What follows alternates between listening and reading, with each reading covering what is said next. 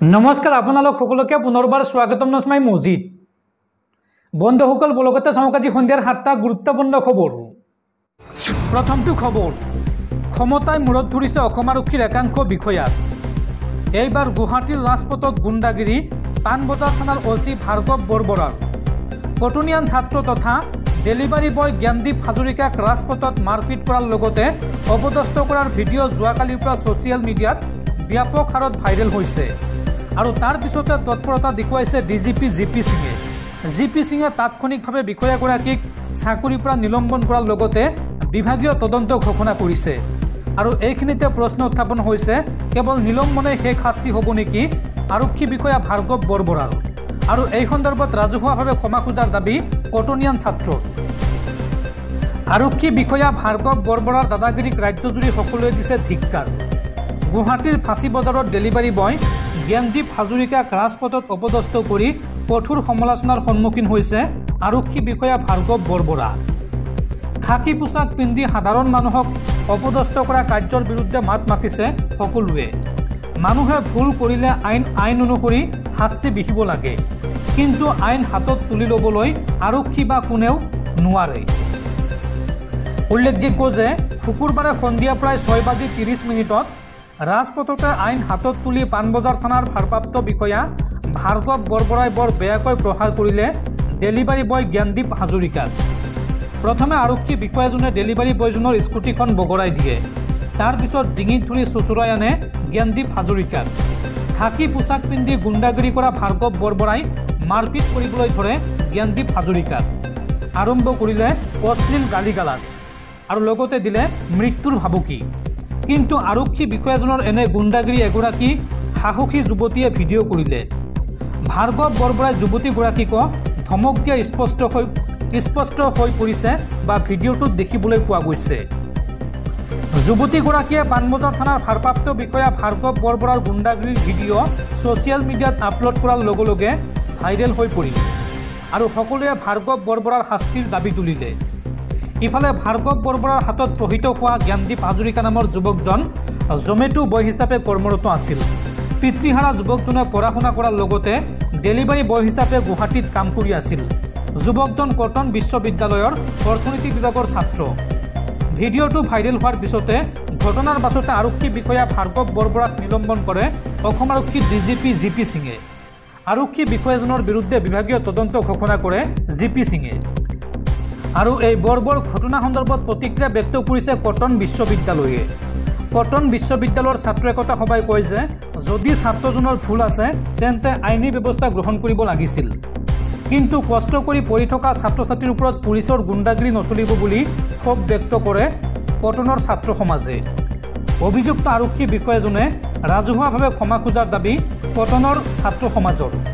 আৰু ভৱিষ্যতে কোনো শিক্ষাৰ্থীৰ লগতে এনে ঘটনা সংঘটিত নহয় বুলি আৰক্ষী বিষয়াজনে আশ্বাস দিব লাগিব বুলি দাবী তুলিছে কটনৰ ছাত্ৰ সমাজে। এই আশ্বাস নোপোৱালৈকে প্ৰতিবাদ অব্যাহত থাকিব বুলি হুংকাৰ কটন বিশ্ববিদ্যালয়ৰ ছাত্ৰ সমাজৰ।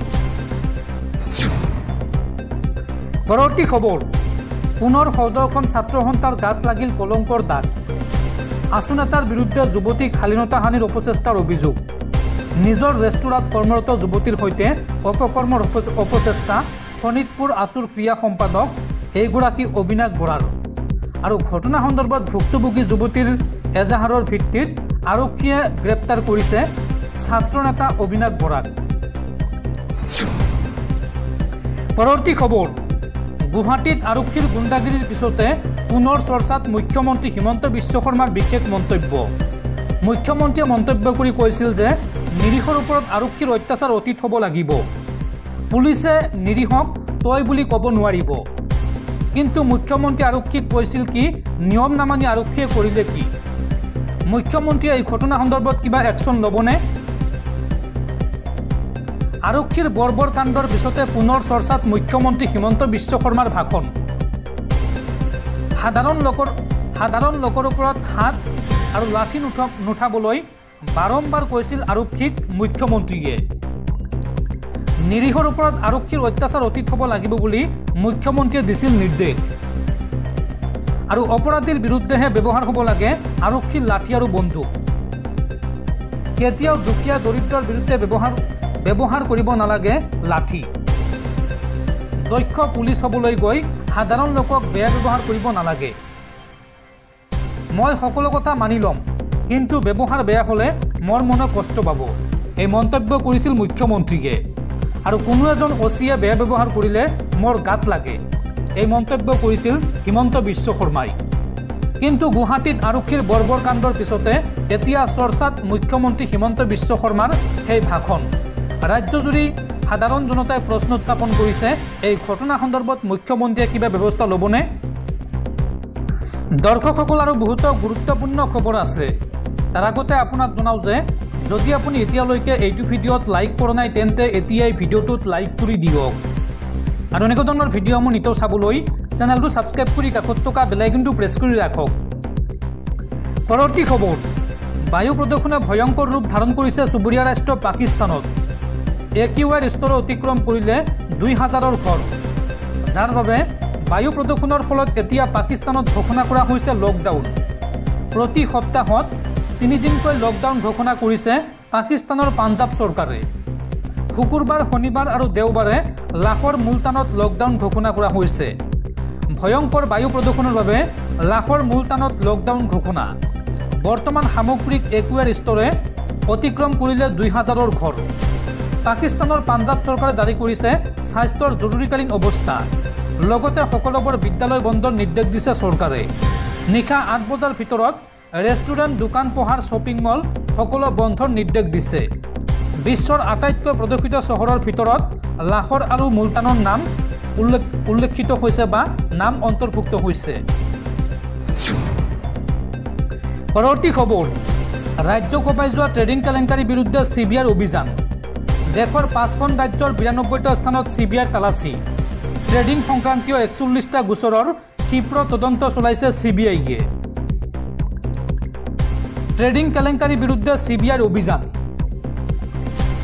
দেশৰ 5খন ৰাজ্যৰ 92টা স্থানত CBIয়ে চলাইছে তালাচী। ট্ৰেডিং সংক্ৰান্তীয় 41টা গোচৰৰ ক্ষীপ্ৰ তদন্ত চলাইছে CBIয়ে। আৰু এই অভিযানত 24টা মোবাইল ফোন, 18টা কম্পিউটাৰ আৰু 11টা লেপটপ জব্দ কৰিছে তদন্তকাৰী সংস্থাটোৱে। লগতে উদ্ধাৰ হৈছে অনলাইন ট্ৰেডিঙত ধন বিনিয়োগ কৰা ব্যক্তিৰ তথ্য। CBIয়ে দীপাংকৰ, বিশাল, চুমি, তাৰ্কিকসহ কেইবাজনো অভিযুক্তক চলাইছে মাৰাথন জেৰা। আৰু আন বহুতো অভিযুক্তক বিচাৰি দেশৰ ভিন্ন প্ৰান্তত অভিযান অব্যাহত ৰাখিছে CBIয়ে। পৰৱৰ্তী খবৰ, অনুপ্ৰৱেশকাৰীক লৈ পুনৰ বিস্ফোৰক মন্তব্য মুখ্যমন্ত্ৰী হিমন্ত বিশ্ব শৰ্মাৰ। হিমন্ত বিশ্ব শৰ্মাই এই সন্দৰ্ভত কয় যে অনুপ্ৰৱেশকাৰীৰ সৈতে কংগ্ৰেছকো পঠিয়াব লাগে বাংলাদেশলৈ। এই মন্তব্য হিমন্ত বিশ্ব শৰ্মাৰ। কংগ্ৰেছ নেতা গোলাম আহমেদ মীৰৰ এটা বক্তব্যক লৈ তীব্ৰ প্ৰতিক্ৰিয়া প্ৰকাশ কৰিছে ঝাৰখণ্ড বিধানসভা নিৰ্বাচনৰ বিজেপিৰ সহপ্ৰভাৰী তথা অসমৰ মুখ্যমন্ত্ৰী হিমন্ত বিশ্ব শৰ্মাই। হিমন্ত বিশ্ব শৰ্মাই কয় যে মীৰে অনুপ্ৰৱেশকাৰীক LPG চিলিণ্ডাৰ দিয়াৰ কথা ঘোষণা কৰি কংগ্ৰেছ দলে ভোট বেংকক সন্তুষ্ট কৰিবলৈ এই কাম কৰিছে। হিমন্ত বিশ্ব শৰ্মাই কয় যে গোলাম আহমেদ মীৰে অনুপ্ৰৱেশকাৰীক LPG চিলিণ্ডাৰ দিম বুলি কৈছে। অনুপ্ৰৱেশকাৰীক ভূমি আৰু কন্যা দুয়োটা দি আছে, কাৰণ তেওঁলোক কংগ্ৰেছৰ ভোট বেংক। এয়া ৰাহুল গান্ধীৰ ভাষা। তেওঁ অৰ্থাৎ গোলাম আহমেদ মীৰ ৰাহুল গান্ধীৰ অনুমোদন অবিহনে এই কথা ক'ব নোৱাৰে। আমি অনুপ্ৰৱেশকাৰীৰ সৈতে কংগ্ৰেছক বাংলাদেশলৈ পঠিয়াব লাগে, এই মন্তব্য হিমন্ত বিশ্ব শৰ্মাৰ। উল্লেখযোগ্য যে কংগ্ৰেছৰ সাধাৰণ সম্পাদক তথা ঝাৰখণ্ডৰ প্ৰভাৰী গোলাম আহমেদ মীৰে বৃহস্পতিবাৰে অৰ্থাৎ 14 নৱেম্বৰ তাৰিখে প্ৰতিশ্ৰুতি দিয়ে যে যদি তেওঁলোকৰ দল ক্ষমতালৈ আহে তেন্তে ৰাজ্যখনৰ সকলো নাগৰিক অনুপ্ৰৱেশকাৰী হওক বা নহওক 450 টকাত সকলোকে গেছ চিলিণ্ডাৰ দিয়া হ'ব। আৰু তেওঁৰ এই বক্তব্যৰ পিছতে তীব্ৰ বাক বিতণ্ডাত লিপ্ত হৈছে বিজেপি আৰু কংগ্ৰেছ। এই বক্তব্যক লৈ তীব্ৰ প্ৰতিক্ৰিয়া প্ৰকাশ কৰিছে বিজেপিয়ে। বিজেপিৰ তীব্ৰ প্ৰতিক্ৰিয়াৰ পিছত ঝাৰখণ্ড প্ৰদেশ কংগ্ৰেছ কমিটিয়ে গোলাম আহমেদ মীৰৰ বক্তব্য বিজেপিয়ে বিকৃত কৰিছে বুলি মন্তব্য কৰিছে। ইফালে এই বক্তব্যৰ পিছত উদ্ভৱ হোৱা ৰাজনৈতিক বিতৰ্ক সন্দৰ্ভত ঝাৰখণ্ড মুক্তি মৰ্চাৰ মুখপাত্ৰ মনোজ পাণ্ডেই কয় যে বিজেপিৰ অনুপ্ৰৱেশৰ সংজ্ঞাত অনুপ্ৰৱেশকাৰী মানে মুছলমান। এয়াই হৈছে ভাৰতীয় জনতা পাৰ্টিৰ চিন্তা। আৰু এই চিন্তা সন্দৰ্ভত গোলাম আহমেদ মীৰে এই মন্তব্য কৰিছিল। তেওঁ কৈছে যে আমি যি প্ৰতিশ্ৰুতি প্ৰদান কৰিছোঁ সেই প্ৰতিশ্ৰুতি অনুসৰি সকলো ধৰ্মৰ লোকক চিলিণ্ডাৰ প্ৰদান কৰা হ'ব। ইয়াত কোন হিন্দু আৰু কোন মুছলমান সেয়া দেখা নাযায়। পৰৱৰ্তী খবৰ, ছত্তীশগড়ত পুনৰ নিৰাপত্তাৰক্ষী আৰু নক্সালবাদীৰ মাজত ভয়ংকৰ গুলিয়াগুলি। আৰু এই ভয়ংকৰ গুলিয়াগুলিত নিৰাপত্তাৰক্ষীয়ে গুলিয়াই হত্যা কৰে 5টাকৈ নক্সালবাদী। এই গুলিয়াগুলিত আহত হৈছে 2 সেনা জোৱানো। আহত জোৱানদ্বয়ক বিমানেৰে ৰায়পুৰলৈ প্ৰেৰণ কৰা হৈছে। কাংকেৰ নাৰায়ণপুৰ সীমান্তৰ অবুজমাৰৰ অৰণ্যত সংঘৰ্ষ অব্যাহত আছে বৰ্তমানো। পৰৱৰ্তী খবৰ, মধ্যপ্ৰাচ্যৰ যুদ্ধক লৈ আন এক ডাঙৰ আপডেট। পুনৰ লেবানন আৰু হিজবুল্লাৰ ঘাটিত ভয়ংকৰ আক্ৰমণ ইজৰাইলৰ। কেইবাটাও এয়াৰ ষ্ট্ৰাইকেৰ আক্ৰমণ ইজৰাইলৰ। লেবানন আৰু হিজবুল্লাৰ ঘাটিত ভয়ংকৰ আক্ৰমণ ইজৰাইলৰ। কেইবাটাও এয়াৰ ষ্ট্ৰাইকেৰ আক্ৰমণ চলায় ইজৰাইলে। আৰু এই ভয়ংকৰ বিস্ফোৰণত কঁপি উঠে লেবানন আৰু হিজবুল্লাহ। আক্ৰমণত ধ্বংসস্তূপত পৰিণত হয় লেবাননৰ ৰাজধানী বেৰুট। বেৰুটৰ কেইবাটাও আৱাসিক অঞ্চলত বিস্তৰ ক্ষতিসাধন হয়। এই আক্ৰমণত হতাহতিৰ খবৰ বৰ্তমানলৈকে পোহৰলৈ অহা নাই। এই যুদ্ধৰ মাজতে যুদ্ধবিৰতিৰ প্ৰস্তাৱ দিছিল আমেৰিকা যুক্তৰাষ্ট্ৰই, কিন্তু এই ক্ষেত্ৰত দুয়োপক্ষই কোনো প্ৰতিক্ৰিয়া ব্যক্ত কৰা নাই।